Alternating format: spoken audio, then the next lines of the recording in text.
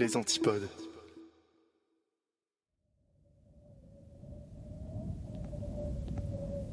Avant d'aller dormir. Des histoires horrifiques racontées par Yop et Indigo.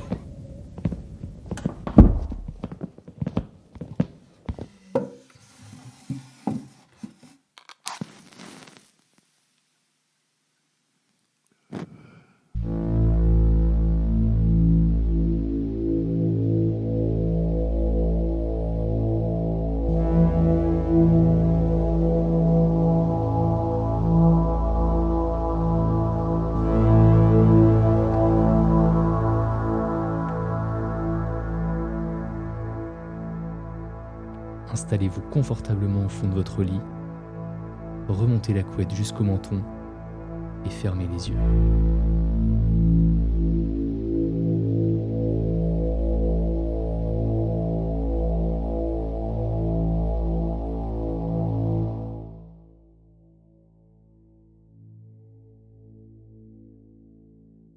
Quelqu'un sait comment rompre un contrat avec Starbucks ?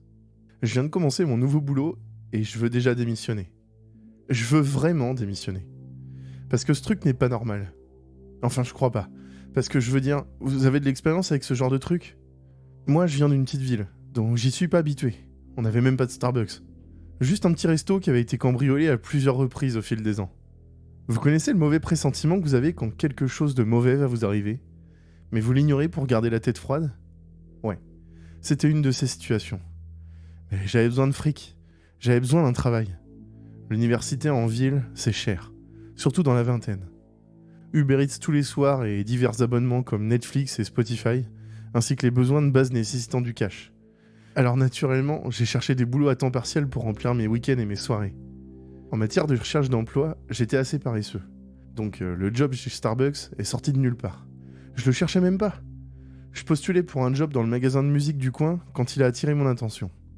Quelqu'un pour travailler tard le soir et la nuit en semaine et le samedi. La description du poste ne disait pas grand-chose, juste des détails sur le salaire de base et un paragraphe complet consacré à la famille Starbucks. En le lisant en diagonale, j'ai cliqué sur le bouton « Postuler maintenant » et j'ai envoyé mon CV par mail. 2 heures. Il a fallu 2 heures pour recevoir une réponse me proposant un entretien vidéo le lendemain, et un job garanti si je le ratais pas. L'entretien vidéo s'est bien passé à ma grande surprise. La femme qui l'a mené agissait plus comme une amie, me demandant quels étaient mes films et séries préférés. Puis entrant dans les détails sur les siens. Ça ressemblait même pas à un entretien, plutôt comme une discussion. Ce qui correspondait exactement à ce que disait le mail. La femme avait l'âge de ma mère. Elle m'a offert du thé glacé avant de rire et de réaliser que nous étions en visio. Son chat est apparu à la moitié de l'appel, un gros chat qu'elle a pris et serré contre elle. Je savais pas quoi faire à part dire à plusieurs reprises « Oh !» et forcer un sourire encore plus grand.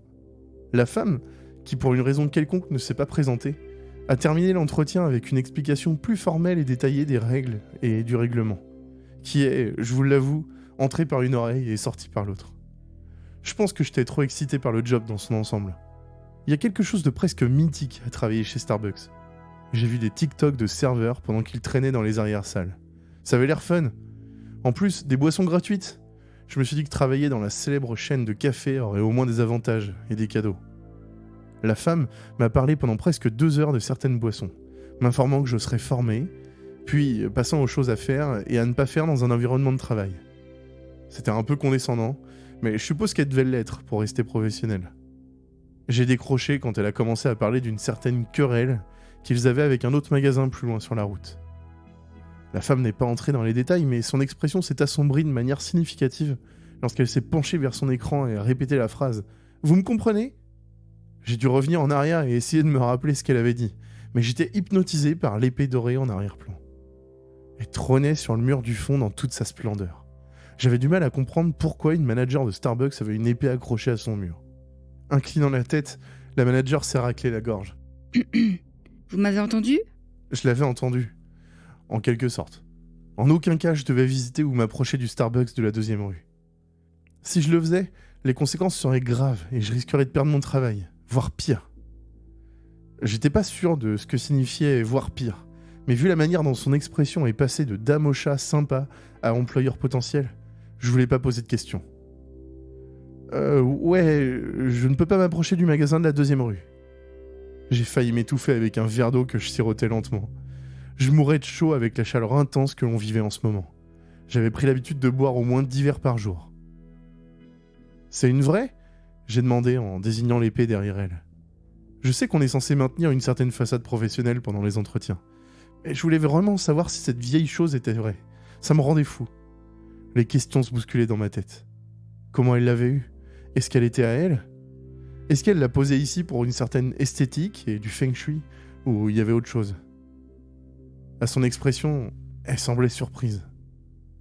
En tournant brusquement la tête, sa stricte queue de cheval grise touchant l'écran, elle hocha la tête avant de se tourner à nouveau vers moi, son regard descendant vers ce que je présumais être un script qu'elle lisait.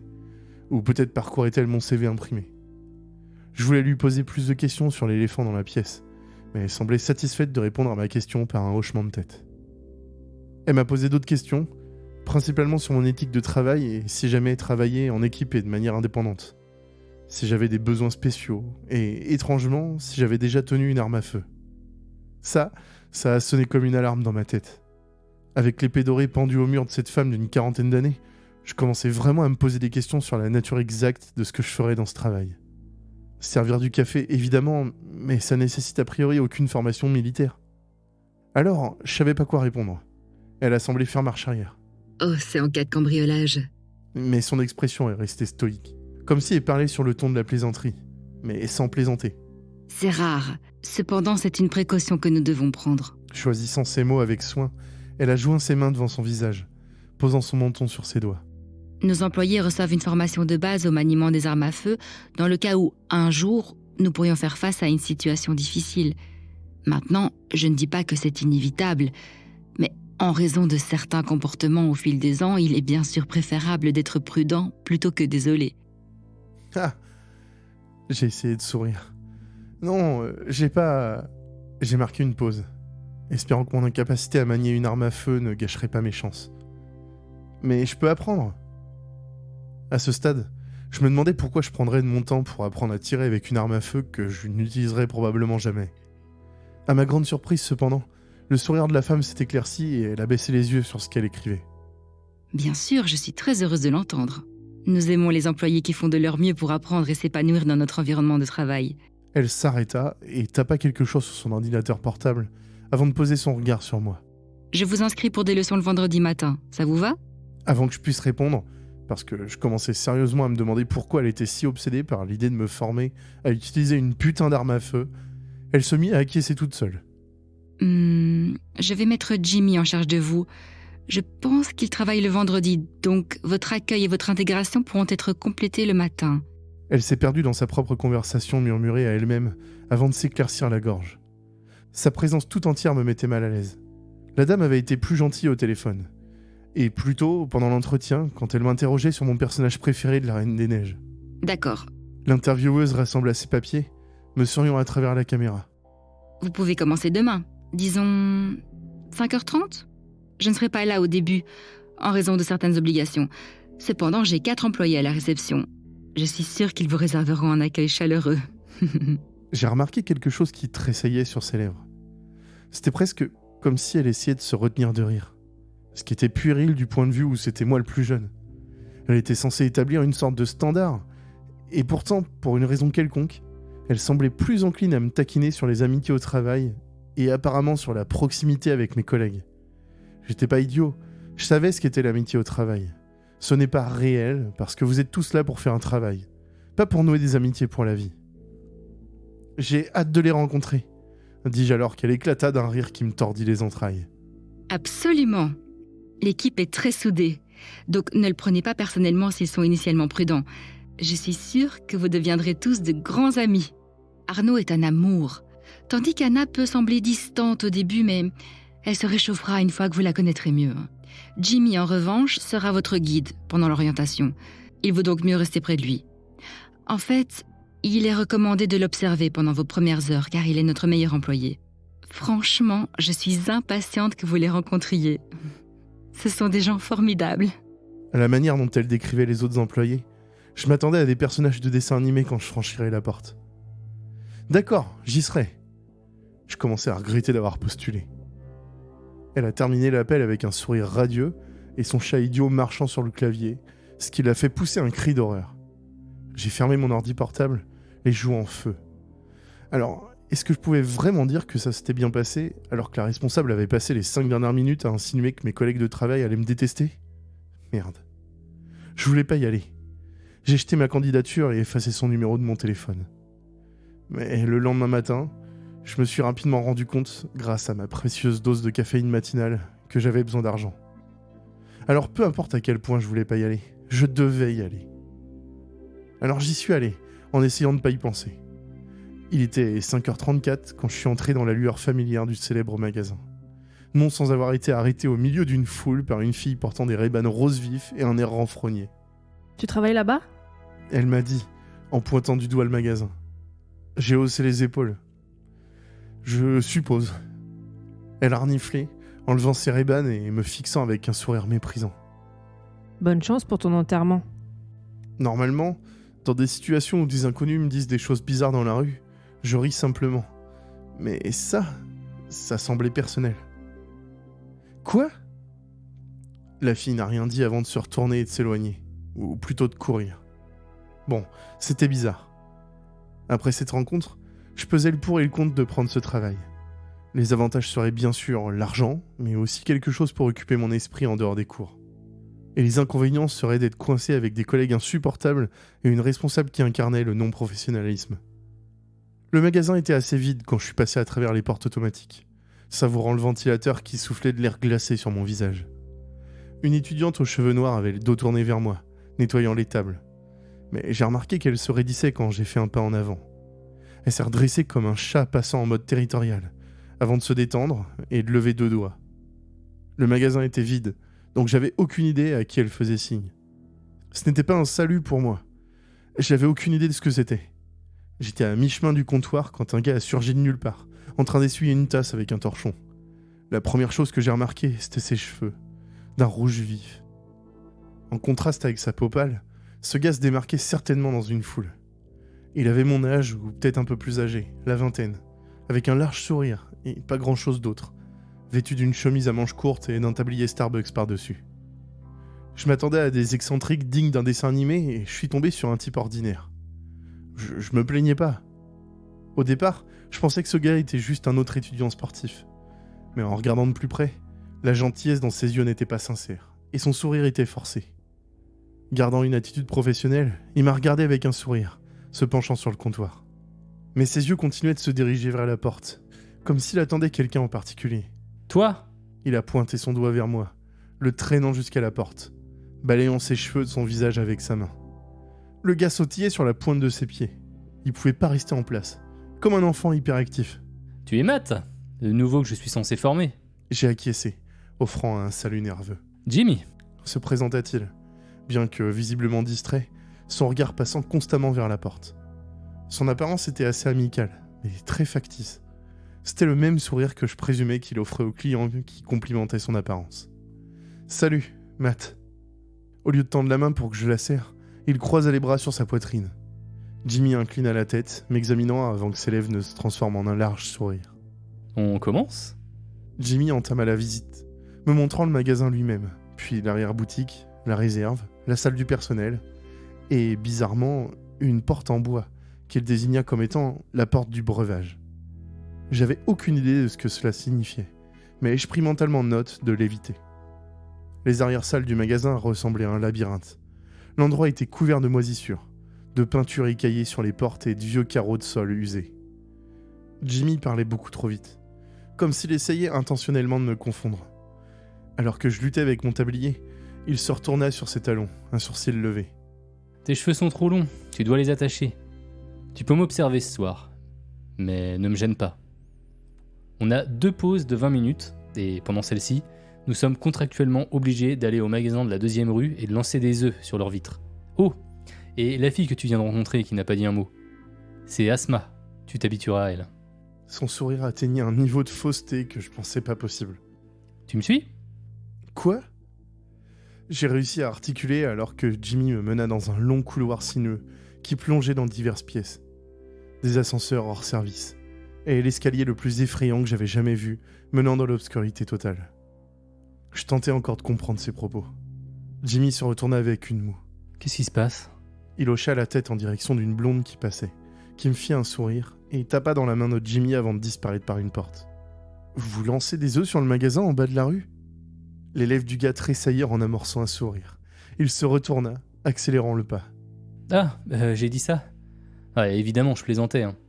Je le suivis en trébuchant, heurtant un jeune homme aux cheveux foncés qui portait un plateau de cupcakes. Lui et Jimmy semblèrent échanger des mots sans parler avant que Jimmy ne me présente l'inconnu.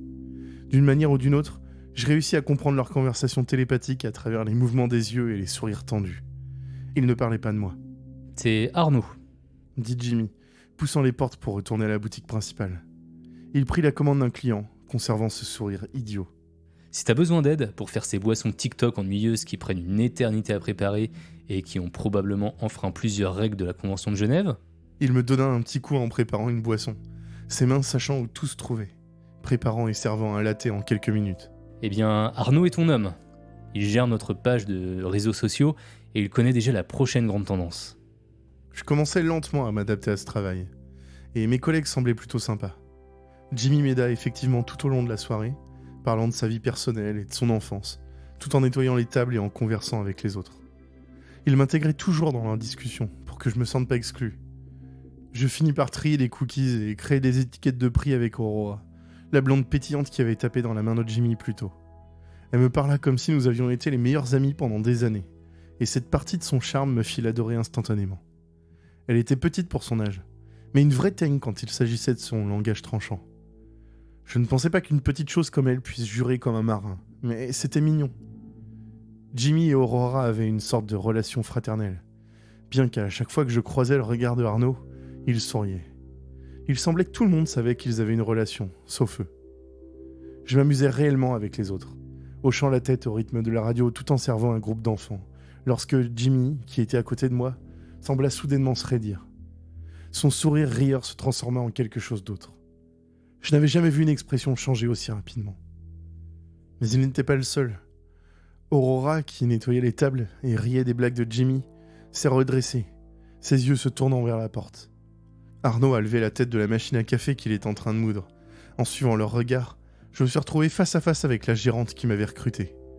Mais contrairement à la nuit précédente, elle ne souriait pas. La femme a déposé son sac près de la porte avant de marcher vers le comptoir. Jimmy s'est penché, son expression était inquiète. Tout va bien ? Ses yeux, tout comme son ton, s'étaient nettement assombris. Tous mes collègues avaient retiré leur masque, leur façade de sourire et d'yeux brillants. Et maintenant, je voyais une lueur de ce qu'ils cachaient. Ce que Jimmy avait cherché toute la soirée, jetant des regards furtifs à la porte. J'ai regardé son regard suivre la gérante qui faisait les 100 pas, mâchonnant ses ongles. Où est-ce qu'il est ? Ses lèvres étaient tordues. Elle a contourné le comptoir pour se servir un café. Vous allez leur rendre visite tout de suite et régler ça une bonne fois pour toutes. Sa voix ressemblait à celle d'une mère parlant à ses enfants. Elle leur était autoritaire, avec des yeux perçants. Vous avez compris ? La femme a hoché la tête vers Jimmy. Tu peux y aller. Ses yeux ont trouvé les miens. Prends le nouveau. Il doit être initié. Enfin, elle s'est tournée vers Asma, qui se tenait silencieusement dans un coin. Toi aussi. J'ai besoin de cerveau et Jimmy n'est que du muscle. Garde-le sur ses gardes, jeune dame. Avec une pointe de sarcasme dans sa voix, Jimmy a laissé échapper un bref. Merci. Puis a pris une tasse à café et une veste. Rapidement, il a griffonné quelques mots sur le côté de la tasse, avant de la placer dans un sac qu'il a posé devant moi. En attrapant son manteau à l'arrière, il l'a enfilé par-dessus son tablier vert Starbucks, créant un contraste frappant avec sa veste en jean bleu. Avec sa tignasse de boucles rousses, ce gars n'allait en aucun cas passer inaperçu comme il le pensait. On va gérer la conversation, a-t-il dit précipitamment, visiblement excité. Jimmy semblait guider les autres dans leur expression, sa confiance et son esprit les poussant à s'éclairer, adoptant de larges sourires. Il a fourré ses mains dans ses poches. Tout ce que t'as à faire, c'est de leur donner ça. D'accord ? C'est une bonne idée. Arnaud s'est interrompu sur ce qu'il allait dire, baissant la tête lorsque Jimmy lui a lancé un regard noir. Je pense que c'est une idée parfaite. La gérante m'a fait un grand sourire. C'est la meilleure façon de vraiment t'intégrer dans notre famille. J'ai pris la tasse à café avec hésitation. « C'est quoi ?» C'est un cadeau, a dit Jimmy, se dirigeant vers la porte à grandes enjambées. Il était tout à fait perceptible que ce type vibrait littéralement d'une énergie que je n'avais jamais connue. C'était presque maniaque. Je veux leur faire savoir que nous les apprécions. Tu vois, de rival à rival. Arnaud s'est interposé devant lui en sortant. Fais attention. A-t-il dit dans un murmure bas. Aurora la rejoint, mais elle ne parlait pas, sa main gauche tirant sur la ceinture de son jean. Baisse la tête quand tu rentres, parce qu'ils t'attendront. Et ils s'attendront à une riposte. Relax, c'est Lauriane, on sortait ensemble. Le regard de Jimmy a croisé le mien pendant un instant, avant que son sourire ne s'agrandisse. Eh bien, on a assez d'eux, n'est-ce pas ? Il a attrapé mon bras, m'entraînant avec lui. Asma était déjà partie. Je pouvais voir sa silhouette s'éloigner dans la rue, se fondant dans l'ombre. Lorsque nous avons frappé l'air frais de la nuit et que Jimmy a accéléré son allure dans une marche rapide, les yeux fixés vers l'avant, la mâchoire serrée, j'ai pensé que je devais intervenir. Si ce gars était sérieux à propos de vandaliser un Starbucks rival, et en plus de ça, poussé par sa gérante, alors je devais dire quelque chose. L'idée de finir en prison pour une querelle puérile avec un magasin rival me donnait la nausée. J'ai demandé « Alors, qu'est-ce qui se passe ?» me propulsant dans une demi-course pour le suivre. Le mec avait des jambes anormalement longues. Il était déjà à mi-chemin du trottoir, alors que je n'avais fait que 2 pas. « Tu ne prends pas ça un peu trop au sérieux ?» Jimmy n'y répondit pas, se contentant de remarquer que le ciel était rempli d'étoiles. Hé, Asma, attends-nous ! Entrer dans le Starbucks de la 2e rue, c'était comme entrer dans un palais. Je comprenais pourquoi ces types étaient des rivaux. L'endroit était une énorme structure à 3 étages. Un bâtiment en verre composé d'un Starbucks au rez-de-chaussée, d'une bibliothèque et d'un appartement privé. Je me retrouvais hypnotisé par les lumières scintillantes sur la porte. La petite fontaine d'eau à travers de grandes fenêtres, montrant une devanture encore plus grande, avec des tables en bois somptueux et des fauteuils inclinables. Le magasin était en train de fermer. Quand nous nous sommes arrêtés devant la porte, il y avait un panneau qui disait clairement « Fermé » à l'avant. Malgré tout, Asma s'effrayait un chemin à travers, suivi par Jimmy, qui me tira avec lui. 2 employés travaillaient, un mec aux cheveux blonds courts, lavant les sols, et une fille debout au comptoir, passant en revue la caisse. Dès que nous sommes entrés, le mec qui nettoyait a cessé de passer la serpillière de gauche à droite, ses doigts se resserrant visiblement autour du manche. Salut ! Avec l'un de ses meilleurs faux sourires, Jimmy leva les bras en signe de reddition. Nous venons du Starbucks un peu plus loin en bas de la rue. On vient en paix, ne vous inquiétez pas. Il me désigna du doigt. Pouvons-nous parler à votre directeur ? Il fit un pas, sa lèvre tressaillant, les yeux brillants, ce qui provoqua un remous dans l'air. La fille au comptoir cessa de feuilleter une liasse de billets dans sa main et la posa délicatement, et le mec se retourna pour nous faire face, les yeux méfiants. Alors que Jimmy faisait un autre pas en avant, ses mouvements ressemblaient à une danse, et je remarquai qu'il s'amusait à les taquiner. Ses yeux étincelaient d'une joie enfantine, qui était inattendue pour une personne de la vingtaine. Vous aimeriez goûter notre dernière recette de café ? C'est comme siroter un soleil liquide. Il brossa nonchalamment son jean, et je m'attendais presque à ce qu'il sorte un œuf. Mais... Jimmy fit un autre pas, et Asma se plaça derrière le garçon blond, son expression neutre. Vous l'avez déjà goûté, n'est-ce pas ? La fille derrière le comptoir arrêta enfin de compter l'argent, posant délicatement une liasse dans la caisse avant de se pencher en avant, un sourire amusé se dessinant sur ses lèvres. Jimmy, je ne pensais pas te voir ici si tôt. Lauriane, Les lèvres de Jimmy se courbèrent. crois-moi, je ne veux pas être là. Mais bon, ce sont les ordres de la patronne. Elle inclina la tête, ses yeux le dévorant du regard. La fille posant son poing sur son menton. Elle l'examinait comme un morceau de viande.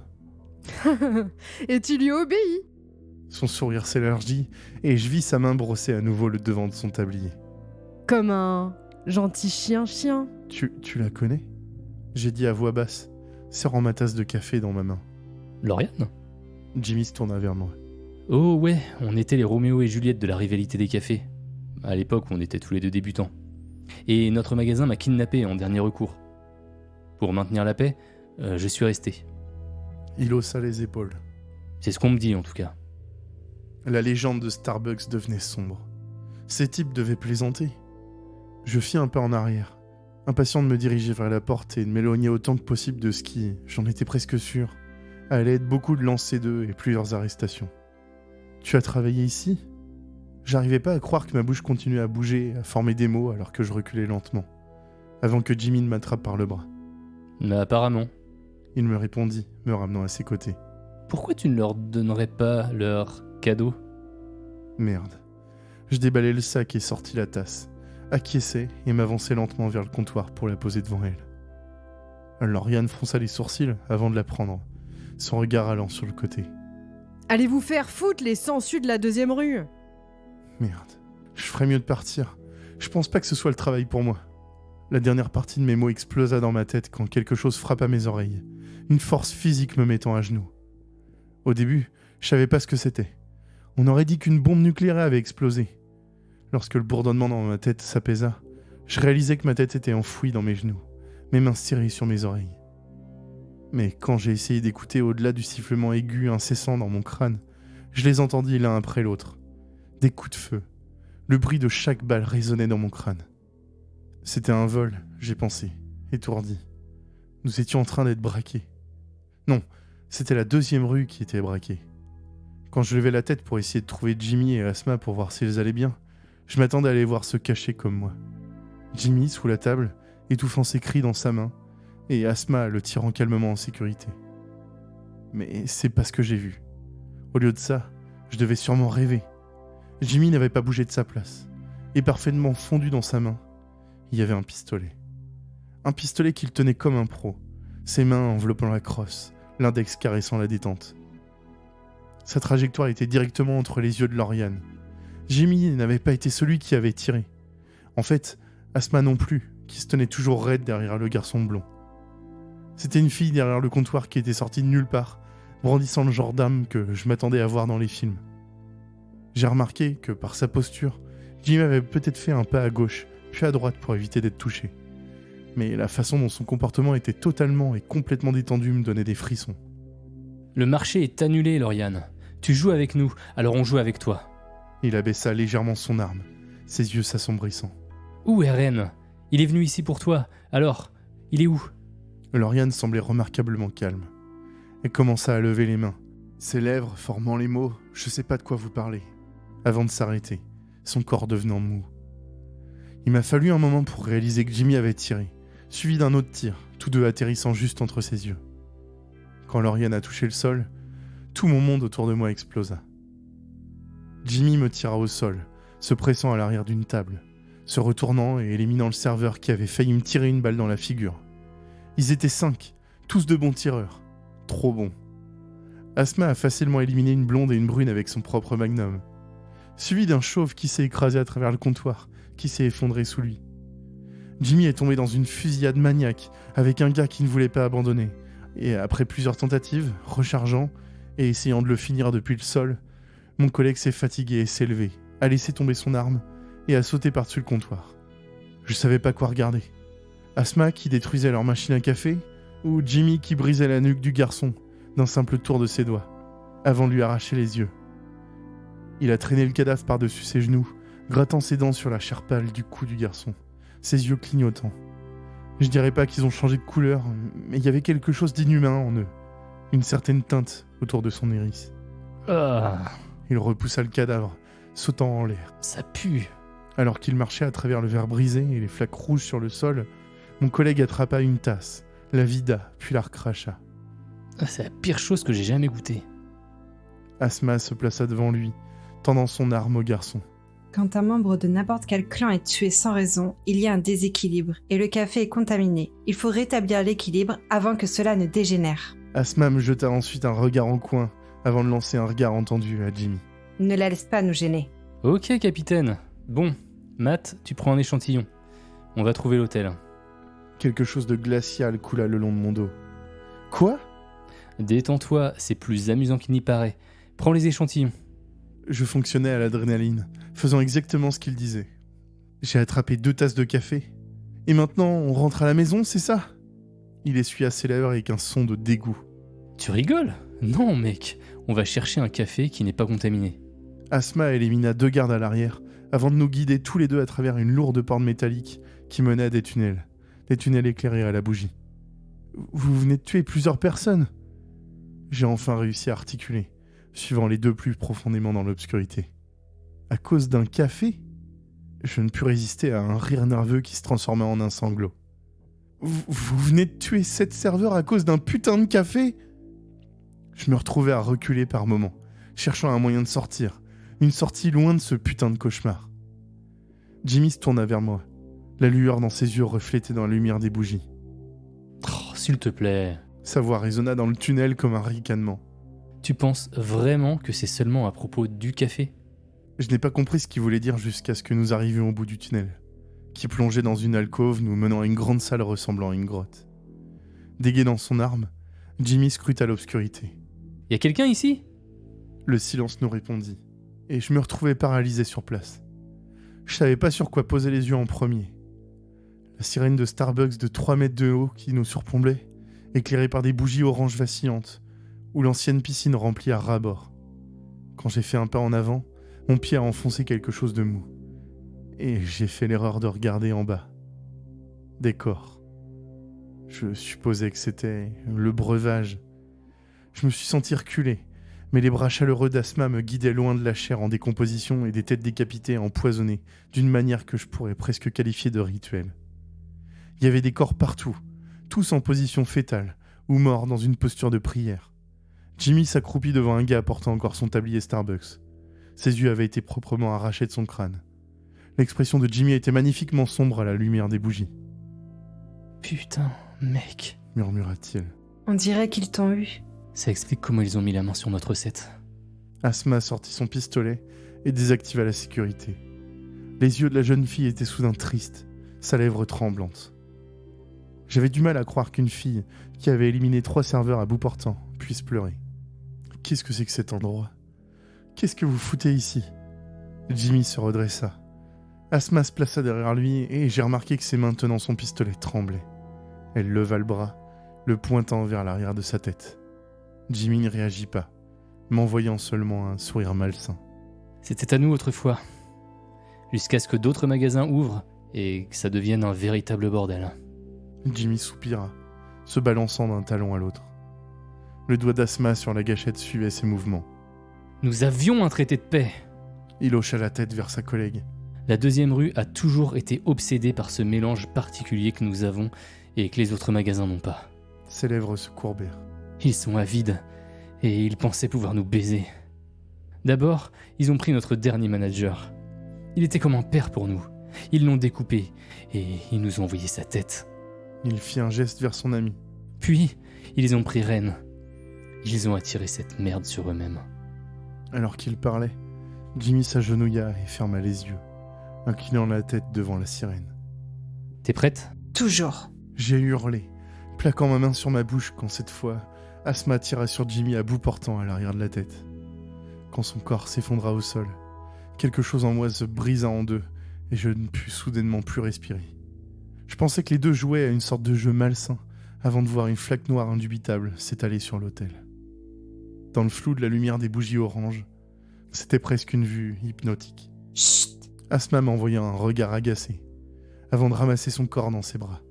Rends-toi utile et prends un seau. Dit-elle, trébuchant vers la piscine. Je la regardais, mon cœur montant dans ma gorge. Tu ne m'as pas entendu ? Prends un seau et commence à le remplir. Asma désigna un grand tuyau rouillé qui surplombait la piscine. Un filet d'eau brunâtre s'écoulant dans la piscine.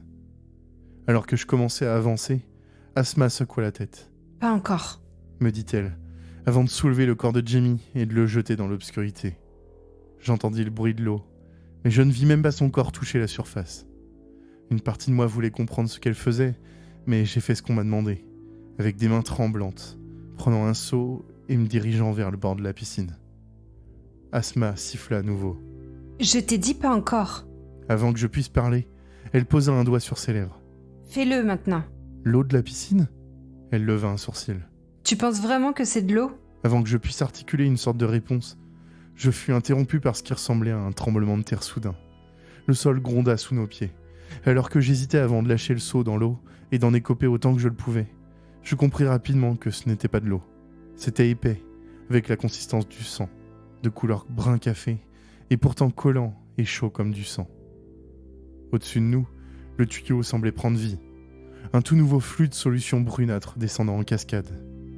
Je ne pensais pas aux morceaux de chair flottant à la surface, aux têtes en décomposition que je voyais flotter, ou au fait que je trempais mes mains dans le sang.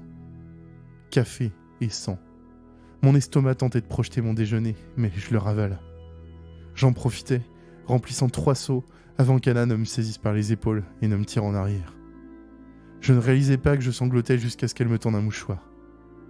Toujours sous le choc, j'essayais de remplir un autre seau avant qu'elle ne me tire du bord de la piscine. Tu peux arrêter maintenant, nous en avons assez. Mais quoi ? Assez de quoi ? Je reculais quand la surface de la piscine ondula. Je sais pas ce que je m'attendais à voir en sortir. Des cadavres ? Des têtes décapitées ? Pas de Jimmy, couvert de cette merde brunâtre que j'avais mis dans les seaux. Quand il émergea, j'ai failli lui lancer un seau à la tête. Malgré qu'il soit couvert de café et de sang, sa peau était étrangement sans défaut. Le mec était aussi vraiment nu, ce qui aurait dû être un problème mineur par rapport à ce que je voyais. C'est-à-dire une véritable résurrection devant une statue de 3 mètres de la sirène de Starbucks, ce qui était complètement normal. Mais je sentis quand même mes joues rougir. Jimmy passa une main dans ses boucles trempées qui couvraient ses yeux, les secouant comme un chien avant de se hisser hors de l'eau. Je ne pus m'empêcher de remarquer qu'il n'avait pas de blessure par balle. C'était comme si son corps était complètement neuf. J'observais sa peau anormalement grise, comme de la chair morte, avant de détourner le regard. « On l'a fait ?» haleta-t-il, se couvrant immédiatement. Une fois sorti de la piscine, il s'agenouilla sur le sol, aspirant de grandes bouffées d'air avant de réaliser son état. Merde, je n'ai pas bien réfléchi. Moi, si. Asma fouilla dans le sac à dos qu'elle avait apporté, sortit une chemise et un jean, détourna les yeux et lui lança le paquet. Mais un léger sourire se dessinait sur ses lèvres. Oui, je pense qu'on a réussi à les apaiser. Génial. Jimmy sourit, s'habillant rapidement.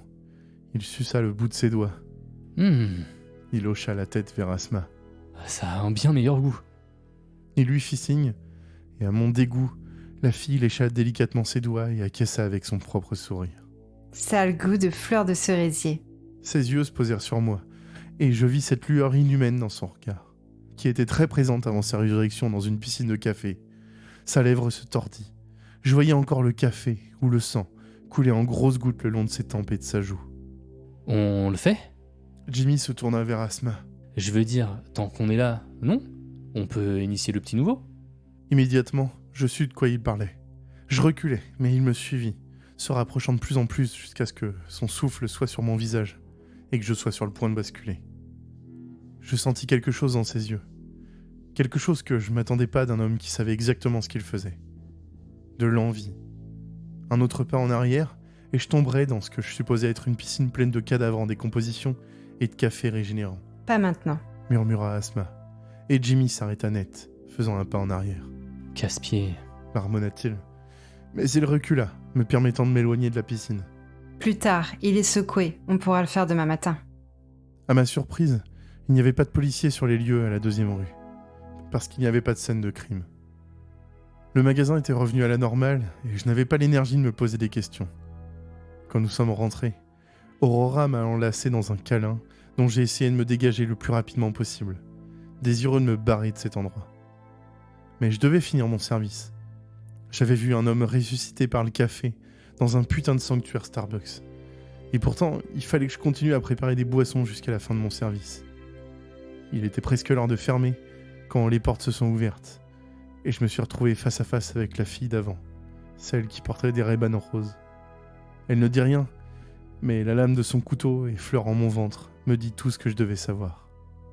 Avec un regard entendu lorsqu'elle retira ses Ray-Ban, elle glissa quelque chose dans ma main avant de partir, et je le remis au manager, qui l'ouvrit, éclata de rire, puis le jeta à la poubelle. « Tu travailles pour des psychopathes ?» réussis-je à articuler, me plaçant devant Jimmy pendant qu'il pointait. « D'ailleurs, tu n'es pas... T'es pas mort, putain !» Jimmy ne leva pas les yeux de son téléphone. Ouais, c'est compliqué. Sa lèvre se tordit. Tu sauras tout demain, pendant ton initiation. Mais... Tu travailles pour ces gens ? Je baissai la voix. Et tu ne cherches pas à t'échapper ? Je fis un signe en direction de Arnaud et Aurora qui étaient près de la porte, tous deux absorbés dans leur conversation. Aucun de vous ? Jimmy fronça les sourcils et je saisis le premier signe d'agacement. Je n'avais vu ce mec que souriant, alors le voir froncer les sourcils était tout un changement. Je suis désolé, tu crois que j'ai le choix ? Moi, j'ai le choix ? Tu penses vraiment que je me lève chaque matin en voulant faire toute cette merde ? Il se rapprocha, son souffle dans mon oreille. T'es venu ici de ton plein gré, pas moi. En fait, je me souviens même pas être venu ici. Mon entretien, mon premier jour, rien. Je me souviens même pas de mon passage à la 2e rue. Il me lança une serviette avant que je puisse articuler des mots. Termine de ranger, ok ? On se voit demain pour l'initiation. Il y avait quelque chose de cruel dans son sourire, comme s'il attendait ce que mon initiation allait me réserver. Je ne pus m'en empêcher. Quand tout le monde fut parti et que je fus chargé de fermer, je sortis le mot jeté à la poubelle et lisais. « Vous, tas de merde, venez de déclarer la guerre. Ne dormez que d'un œil. Lauriane, bisous. » Je me suis coupé le doigt avec un couteau ce matin. Quand je l'ai sucé et pris un pansement, j'ai goûté du café. Je suis rentré chez moi et j'ai vomi du café. Je pisse du café.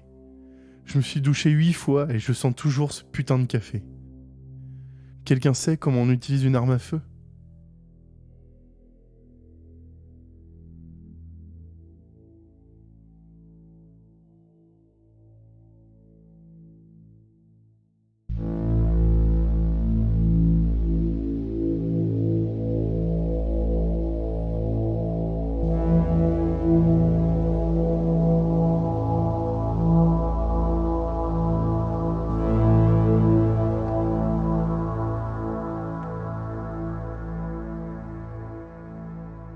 Et le bonsoir. Bonsoir Indigo, comment ça va ?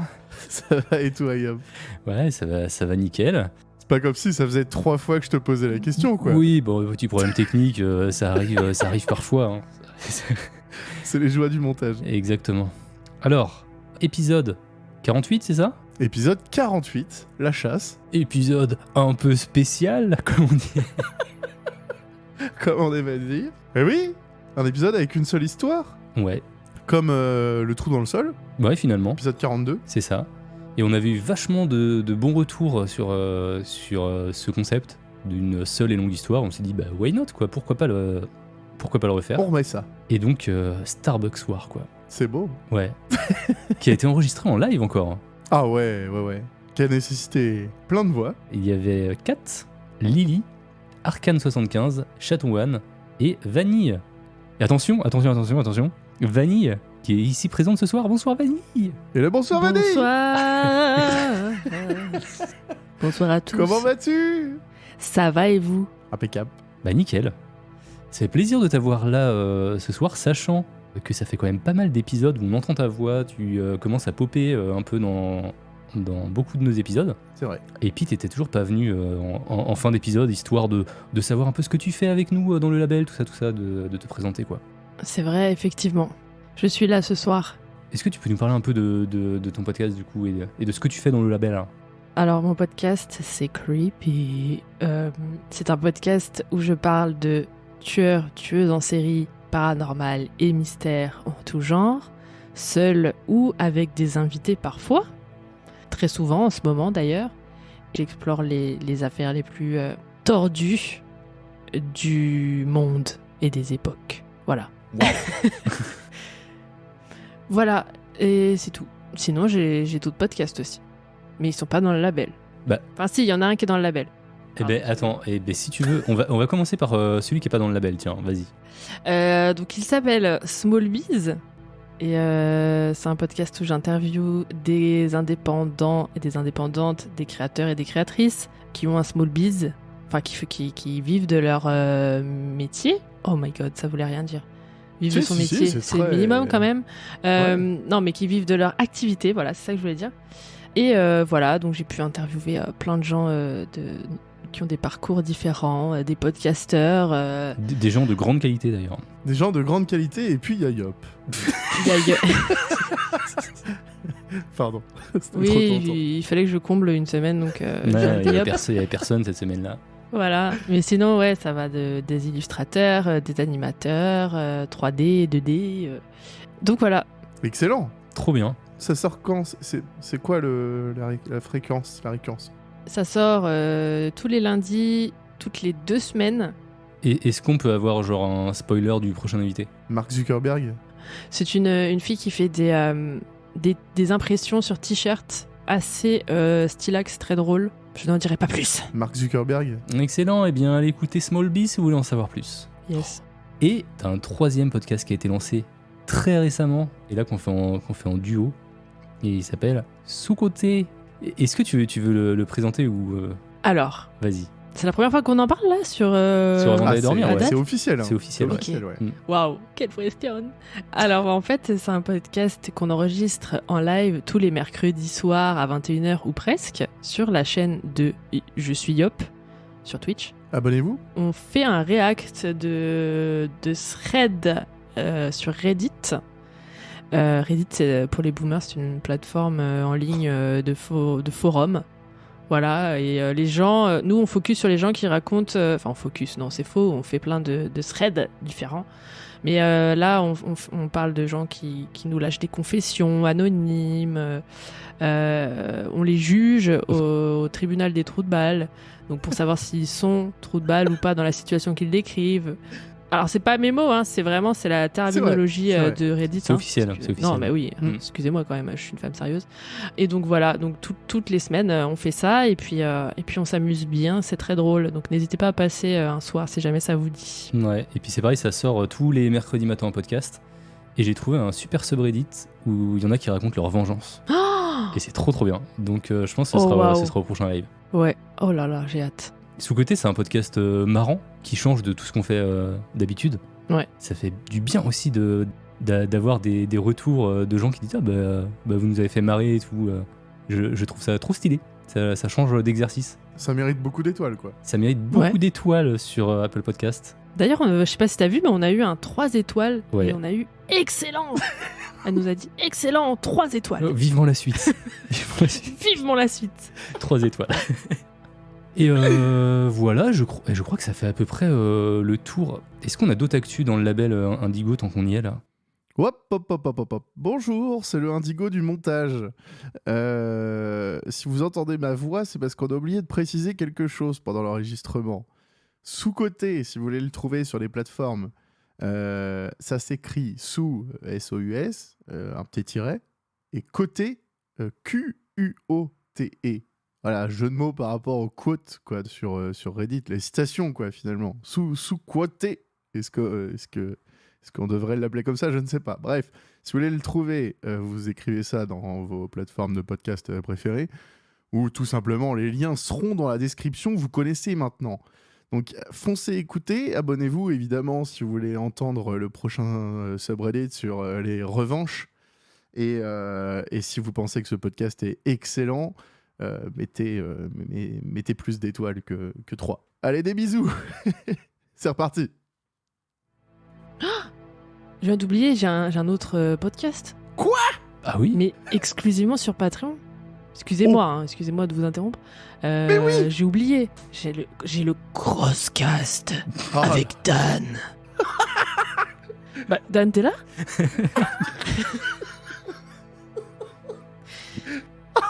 Attendez. Ça fait toujours un petit peu mal de... En fait, c'est Creepy avec C'est Creepy Story de Dan, que vous connaissez peut-être. C'est un mix de nos deux podcasts et je peux pas vous en dire plus. Enfin, c'est exceptionnel, c'est amazing, c'est payant. C'est sur Patreon. Et ça sort tous les premiers du mois, normalement. Donc là, le 2e épisode devrait sortir très bientôt. Ouh. trop bien. Mais comment tu fais pour être aussi productive? Donne-nous ton secret. Je suis morte à l'intérieur. Excuse-moi, vous êtes Mylène Farmer. Rendez-vous de l'étrange. Ah mais oui. C'en est où, Yop? C'est vrai. Rendez-vous de l'étrange, ça sort de son hibernation. Un revenant. Alors, à l'heure où vous écouterez cet épisode, il y aura déjà un nouvel épisode sur Patreon. Ouais. Et prochain épisode public, donc enregistré en live sur ma chaîne, ce sera le 1er mars à 21h30 avec Vanille et Fred Van Long. Donc ça va être super stylé. Oh ouais. Et après, on rediff en podcast comme d'hab, quoi. Donc 1er mars, Effectivement. notez bien cette date, abonnez-vous. Excellent. Et puis après, on repart sur une fois par mois, comme d'hab, quoi. C'est la reprise. Eh bien, le rendez-vous est noté. Et oui. Il y a un autre podcast dont on n'a pas parlé, Yop, qui est dans le label. Et effectivement, il était en pause, lui aussi, il y a pendant quelques mois, et c'est le 3 minutes challenge qui a repris. Donc pour rappel, ça se fait on le fait avec Dan et Clégo. Et donc en chaque début de mois, on donne un thème et vous avez 3 semaines pour envoyer une petite pastille sonore, un petit podcast finalement, de 3 minutes ou moins pour répondre à ce thème-là, puis ensuite c'est diffusé sur les ondes des antipodes, comme on dit. J'ai jamais participé. Et ben Mais, c'est pourquoi l'occasion de participer, Vanille. Ah ouais. C'est quoi le thème? Vous avez le droit de le dire?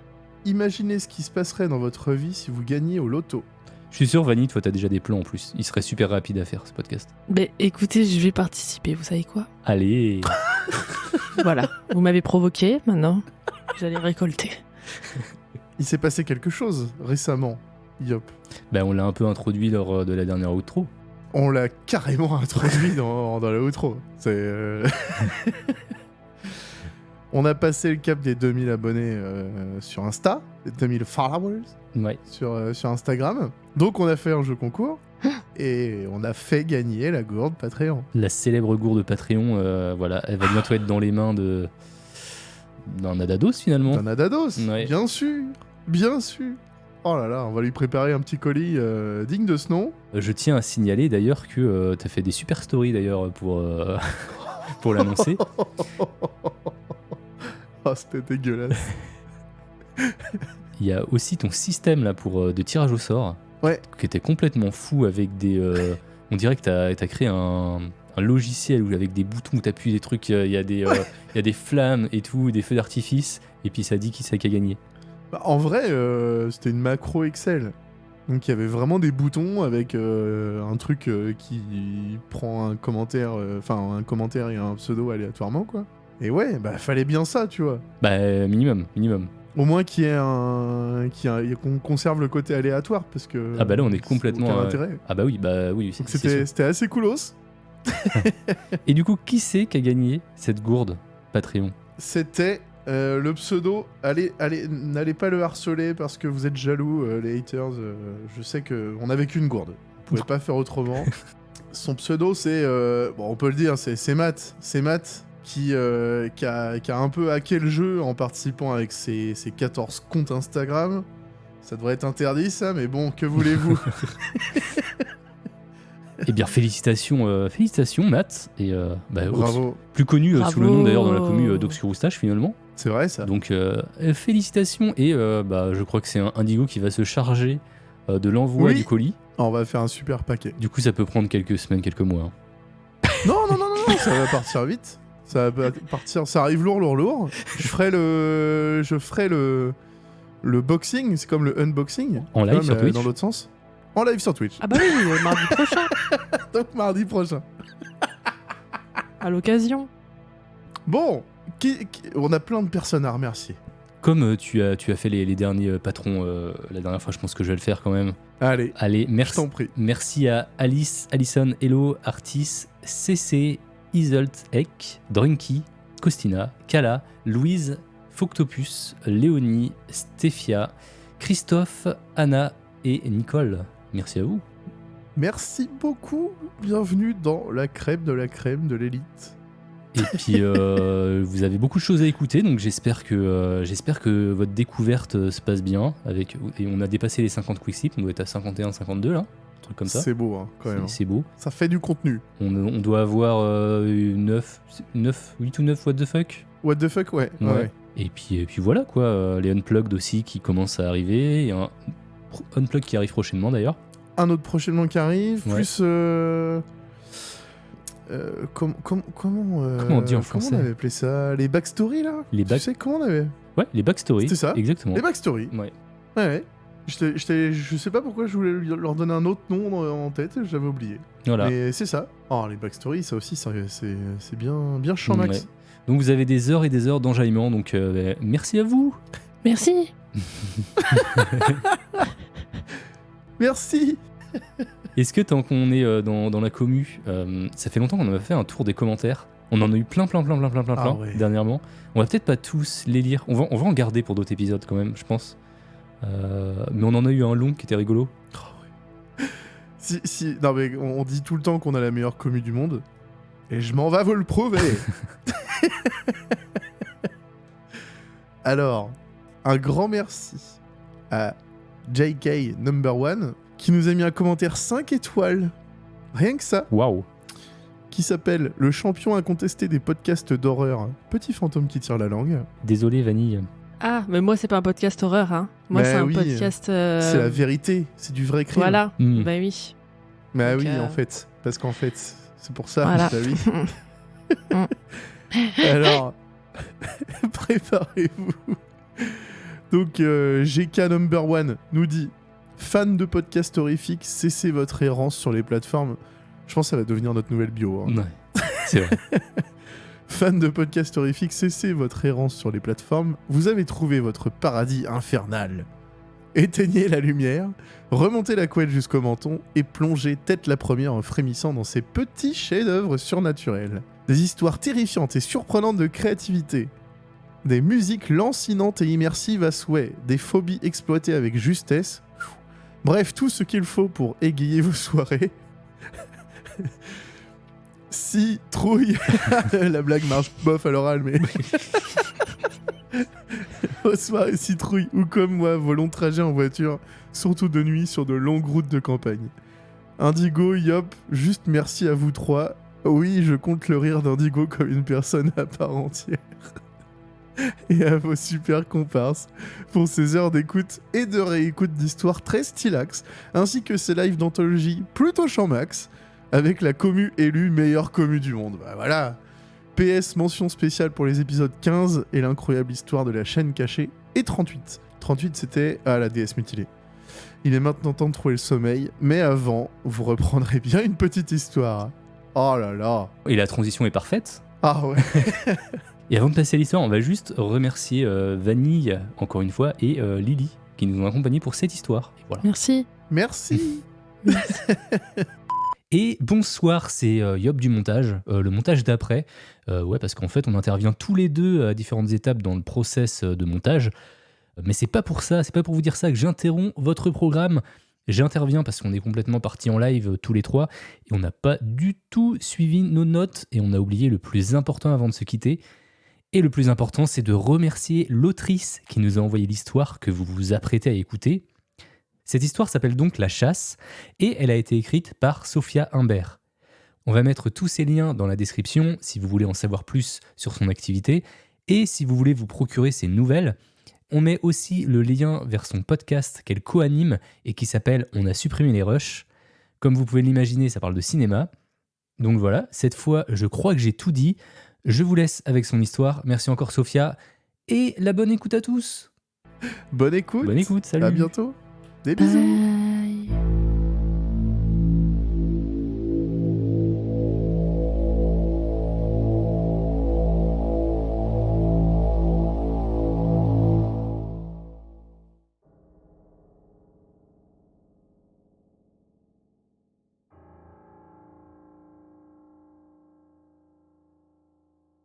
Du plus loin qu'elle s'en souvienne, elle avait toujours aimé les histoires de vampires.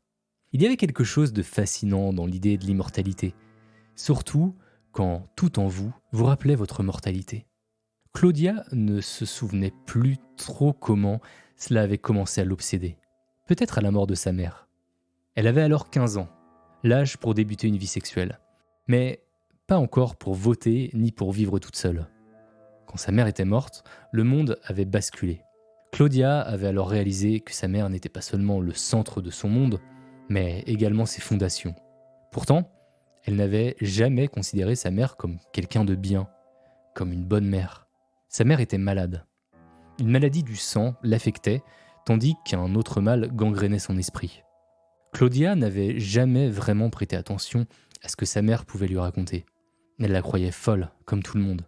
Ces histoires d'immortalité, de dieu du sang, de jeunesse éternelle.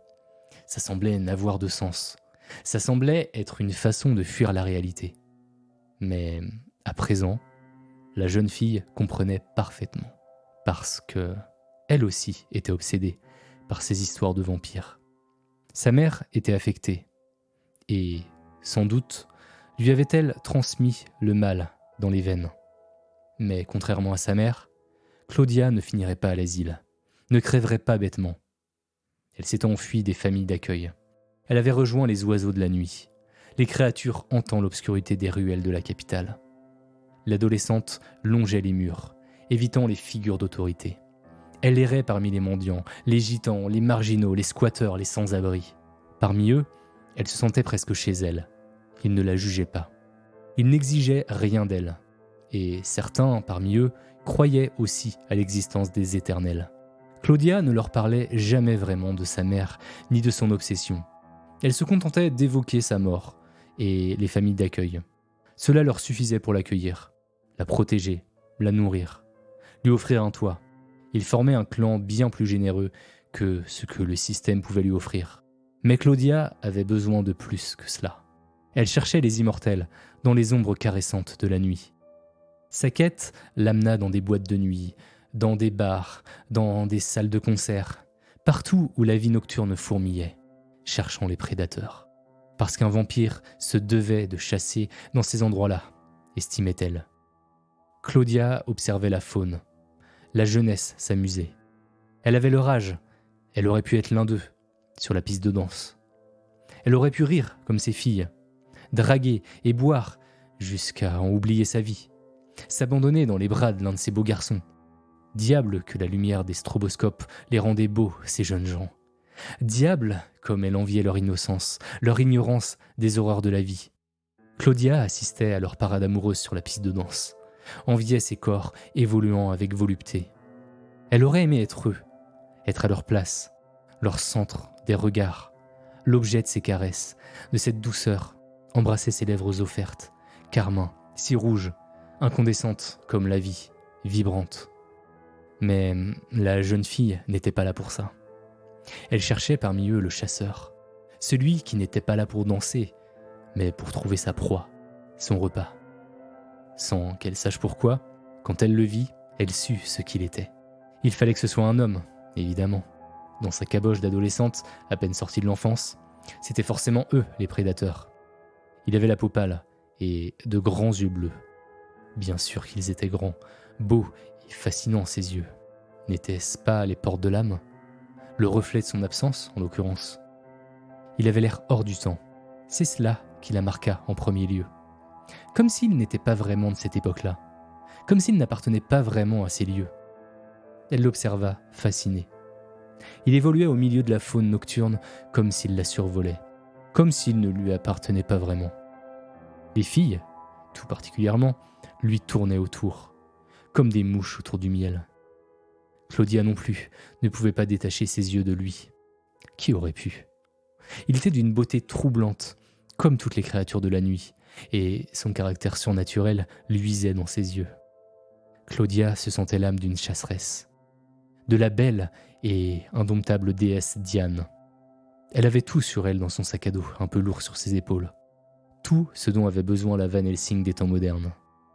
Lorsque le beau mâle s'échappa de la boîte de nuit avec une innocente jeune femme à ses bras, Claudia les suivit sans un bruit, sans un murmure. Elle était une frêle créature après tout. Le prédateur ne pourrait voir en elle une menace, et elle comptait bien là-dessus. Un sourire presque carnassier illumina ses lèvres fines, qui s'écartèrent pour laisser apparaître ses quenottes. La délicate enfant, dont la beauté avait à peine été émoussée par sa vie de squat en foyer, de tunnel à cabine habitée, épousait les formes de la nuit, frôlait les murs, esquivait les flaques de lumière jetées par des lampadaires, ne décrochant ses yeux de sa proie. Dans ses veines coulait le même feu incandescent qui avait consumé sa mère, brûlé son âme, névrosé son esprit jusqu'à le tordre, le vicier. Mais elle était plus forte. Elle avait trouvé un éternel, et elle briserait la malédiction. Elle ne mourrait pas folle. Elle ne verrait pas ses propres veines asséchées. L'adolescente se précipita à la suite du couple qu'elle suivait dans un immeuble, se glissant dans un hall bien trop illuminé pour ses yeux pâles et vite blessés. Ils s'enfoncèrent dans une cage de verre et de métal, lui laissant le loisir de ne pas les quitter des yeux pendant qu'elle les suivait dans l'escalier en colimaçon. La moquette rouge, sous ses pieds, étouffait le bruit de ses pas rapides. Elle se sentait presque volée, dotée d'une énergie folle. Ce soir, elle allait caresser le rêve de toute une vie, de 2 générations, et sans doute plus. Elle ne finirait pas à l'hôpital comme sa mère. Elle aurait la vie devant elle, l'éternité. Elle aurait trouvé sa luciole, son vampire. Claudia parvint à la porte de l'appartement qu'ils avaient laissé claquer derrière eux. glissant un morceau de sa veste entre la planche et le bois. La frêle jeune fille réussit à rouvrir l'épaisse et lourde porte tout en douceur, sans un bruit, écoutant patiemment l'agitation entre l'Éternel et sa proie mortelle. « Qu'est-ce que tu veux boire ?» demandait l'ignorante. Claudia sourit presque lorsqu'il répondit d'une voix glissante comme une seringue dans une veine qu'il ne buvait pas de vin. Classique, pensa-t-elle. Claudia avait tout lu ce qu'on pouvait trouver au sujet des vampires. Et bien sûr, le roman de Bram Stoker figurait en pole position de ses lectures. Mais ni Anne Rice, ni Poppy Z-Bright, ni même Stephen King n'étaient en reste. Elle ne put s'empêcher de se laisser aller à les écouter. Le vampire avait une voix si suave, si délicate, et sa proie semblait tout ignorer du danger. Hormis le fait qu'il était un vampire, il aurait pu être un violeur qui l'invitait chez elle. Claudia secoua la tête.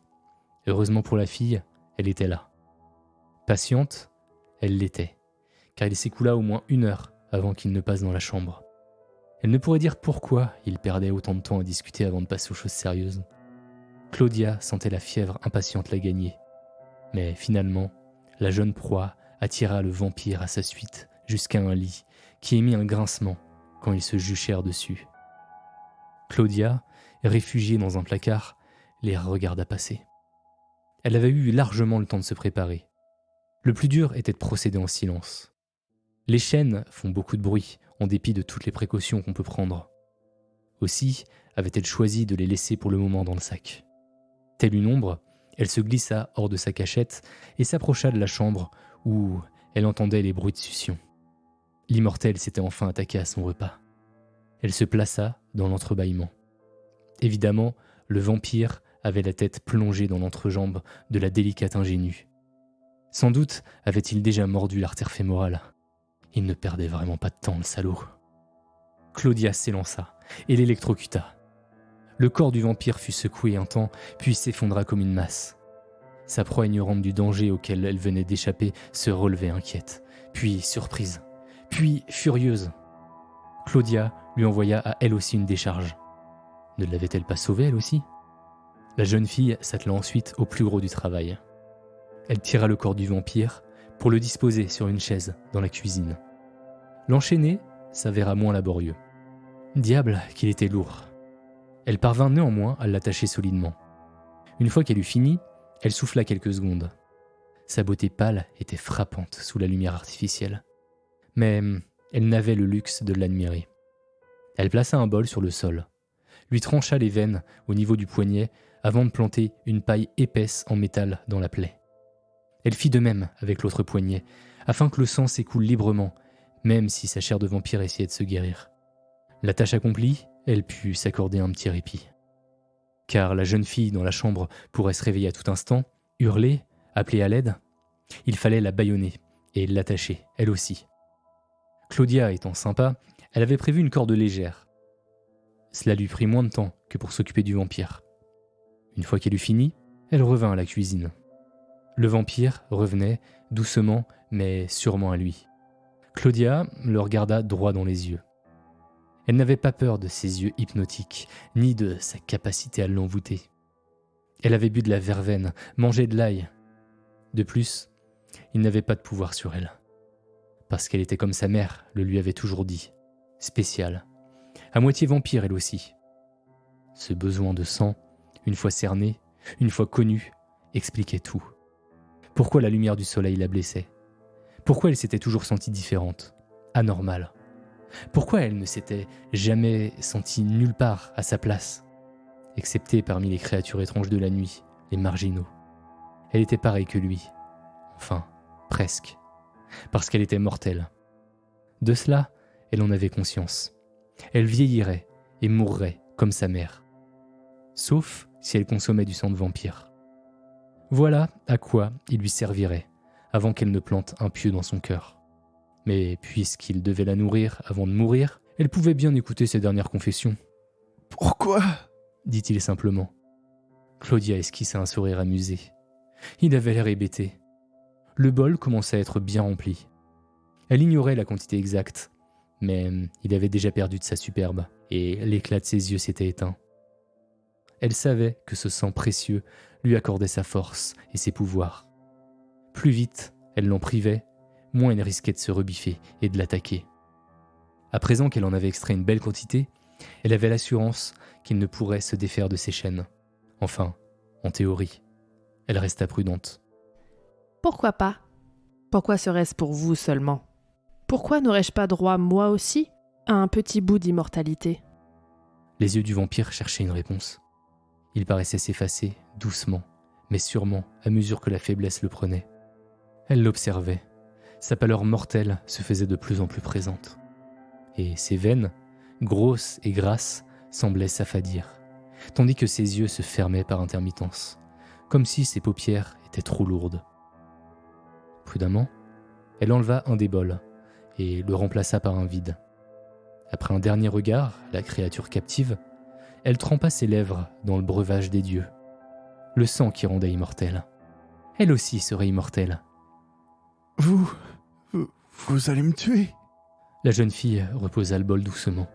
Il était vide et son appétit s'éveillait. Elle se lécha les lèvres, récupérant le précieux liquide vital. Le vampire avait perdu de sa superbe. De minute en minute, il s'étiolait. Lui, qui était si beau, si intemporel tout à l'heure, il avait l'air fatigué et vieux tout à coup. Ses cheveux, sous la lueur blafarde du plafonnier, paraissaient presque blancs, et la peau de son visage semblait fripée, comme si les années l'avaient rattrapé. Je suis désolée, vous avez suffisamment vécu. Moi aussi, je dois vivre. Elle avait pitié de lui au fond. Il allait mourir pour qu'elle puisse vivre. Mais n'était-ce pas ce qu'il infligeait aux autres, leur prenant leur vie, alors qu'il vivait éternellement? Claudia se pinça les lèvres. Non, elle ne renoncerait pas si près du but. Elle ne le laisserait pas l'emporter. Elle avait été la plus intelligente, la plus forte. Elle allait pouvoir goûter, elle aussi, à l'éternité. Mère n'en avait pas eu l'occasion, ni la force. Mais elle lui avait parlé de cette soif, de ce que c'était, de boire le sang des autres, de cette vitalité en soi. Mère n'avait pas mentionné de ce que cela faisait aux autres en revanche. L'absence de sang, de vitalité, ces marques du temps qui apparaissaient, cette peau laiteuse comme celle d'une vieille personne, d'un mort. Il avait l'air mourant, le vampire. Il avait perdu toutes les couleurs de la vie. Il ressemblait à un spectre. Mais n'était-ce pas le juste retour des choses? N'était-il pas un non-mort? Ne sauve-t-elle pas des vies en agissant ainsi? Les lèvres du vampire remuèrent encore un peu, mais il lui fut impossible d'entendre quoi que ce soit. Claudia s'approcha. Il paraissait si fragile ainsi, si faible, si livide. Sa tête blonde se pencha sur le côté. Sa main, réchauffée par le sang courant dans ses veines, se posa sur la joue glacée du vampire. Même la texture de sa peau avait changé, comme si, en s'enfuyant, le sang avait emporté non seulement l'apparence de la vie, mais également la fermeté de la chair. Je suis vraiment désolée. Car il était venu le temps d'en finir. Les bols remplis, elle allait pouvoir mettre le sang dans les thermos grâce à l'entonnoir. Ainsi, elle pourrait en préserver les nutriments. Tout boire d'un seul coup risquait de la rendre malade. Son corps n'y était pas encore habitué. Elle ne voulait pas tout gâcher. Ça avait été si long avant de le trouver, avant d'arriver à les paralyser tous les deux. Elle n'avait pas trouvé tout de suite la solution du taser. C'était la première fois qu'elle parvenait à récupérer autant de sang à la fois. Elle voulait faire durer le plaisir. Cette fois-ci, elle sentait que les choses allaient être différentes, qu'elle pourrait vraiment profiter de ce précieux liquide. Mais elle ne pouvait pas le laisser vivre. C'était un vampire après tout. Ce n'étaient pas des veines asséchées qui allaient le ralentir. Il trouverait de quoi se nourrir, regagner le sang perdu. Puis, il la retrouverait. Claudia n'était pas idiote. Elle savait ce qu'il lui restait à faire. Saisissant le pieu en bois grossièrement taillé, elle le pressa contre sa poitrine. Il n'avait même pas l'air encore vivant. Mais c'était un vampire, il pouvait feindre la mort.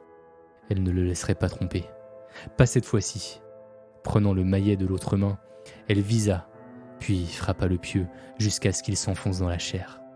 Le peu de sang qu'il restait gicla, projetant quelques gouttes à peine sur son visage. Mais elle continua. L'homme n'hurla même pas. Il gémit à peine. Et elle continua d'enfoncer le pieu jusqu'à être certaine d'avoir atteint le cœur, jusqu'à ce qu'il ne bouge plus du tout. Armée d'un petit sourire victorieux, Claudia alla à l'évier se laver le visage. Elle laissa les bols dans l'évier et fit même couler de l'eau, car le sang, c'est bien connu, ça tâche.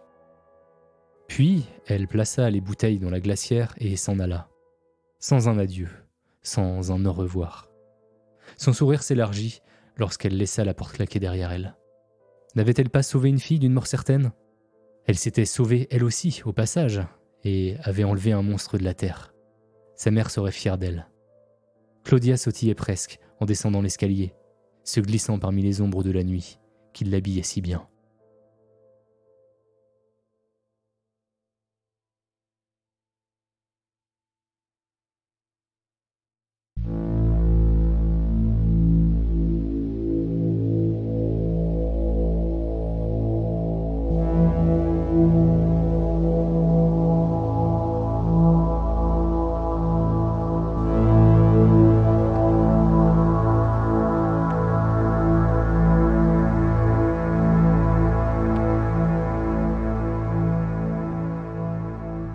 Il est maintenant temps de trouver le sommeil. À bientôt.